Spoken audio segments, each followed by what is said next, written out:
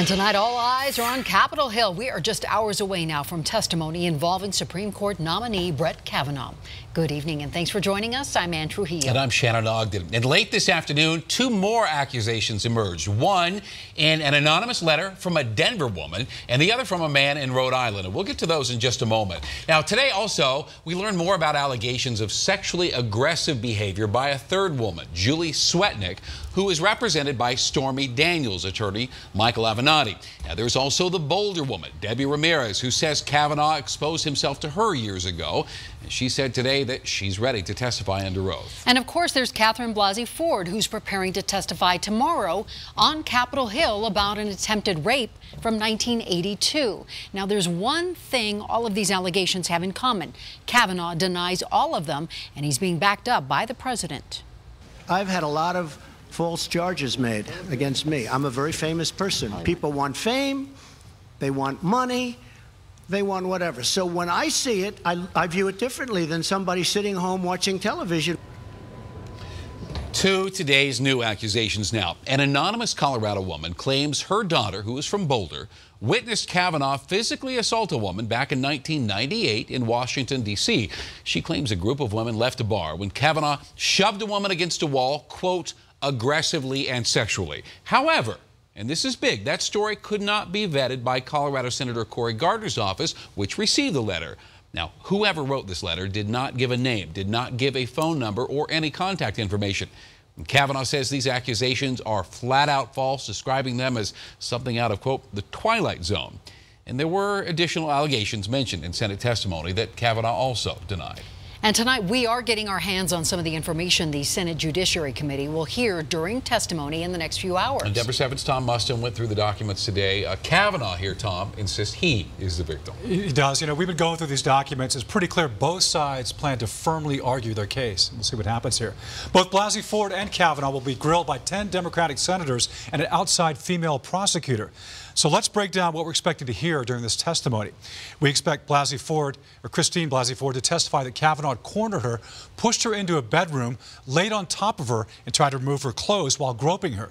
She also plans to testify that her one-piece bathing suit may have saved her because it made it difficult for Kavanaugh. On the other side, Kavanaugh admits to drinking beer on the weekends and admit he did things in high school that, quote, make him cringe now. But he also says he never sexually assaulted anyone, including Blasey Ford, and calls himself the victim of coordinated attacks. He says, quote, there has been a frenzy to come up with something, anything, to block a vote on my nomination.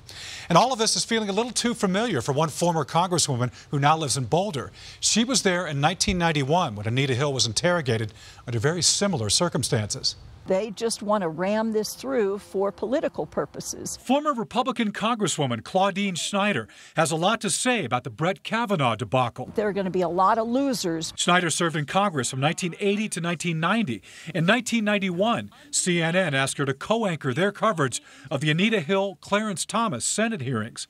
Hill had accused the Supreme Court nominee of sexual harassment. He spoke about acts that he had seen in pornographic films involving such matters as women having sex with animals and films showing group sex or rape scenes. Thomas was approved anyway.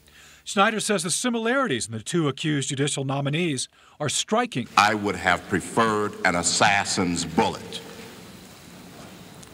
to this kind of living hell. I never did any such thing. Never did any such thing. Now, 27 years later, Schneider says Congress is still an old boys network. Nothing has changed. No man can walk in my shoes. There are too many inequities that still exist when it comes to women. She believes a third party needs to be brought in to investigate the Kavanaugh allegations. The bottom line is it's going to turn out to be a situation of he said, she said, and that's not good. Schneider says she has little faith Kavanaugh accusers will get a fair say. And she's hoping if that happens, voters will rise up against her own party in November. This is not the Republican Party I knew, and I think that what is necessary is not just a blue wave. I think we need a blue tsunami. Tom Mustin, Denver 7. Now again, Kavanaugh says he's innocent, yet the accusations are raising doubts about his confirmation. He has received plenty of support from high-ranking Republicans, the president making his opinion clear on Twitter, writing Democrats are working hard to destroy a wonderful man, and a man who has the potential to be one of our greatest Supreme Court justices ever. Senator Mitch McConnell calls the allegations a smear, while Senator Lindsey Graham asked rhetorically, what am I supposed to do, ruin this guy's life over an allegation? Amidst all of the political back and forth, the confirmation process is still on schedule. The Senate Judiciary Committee is slated to vote on Kavanaugh this Friday, although Committee Chair Chuck Grassley says they could delay the vote if necessary. And tomorrow's hearing will be a tightly organized affair. Ford testifies first, followed by Kavanaugh. He will not be present for her testimony, and each committee member will get to ask questions of Kavanaugh and Ford for 5 minutes. We are expecting things to start at 8 a.m. our time, and we will be bringing you an ABC special report as soon as the hearing begins. You can also find updates throughout the day on thedenverchannel.com.